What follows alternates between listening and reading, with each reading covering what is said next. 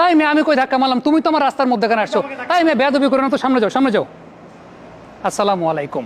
বিরাট কোহলি আর Sam কনস্টাসের মধ্যে যে ঘটনাটা ঘটেছে, Virat Kohli being the senior cricketer, তিনি হয়তো বা দাবি করতে পারেন যে আরে আমি তো তোমার রাস্তায় আসি নাই, তুমি আমার রাস্তায় এসেছো। কিন্তু আসলে ঘটনাটা কি ঘটেছে আমরা যতদূর জানতে পেরেছি যে বিরাট কোহলিকে 20% জরিমানাও করা হয়েছে।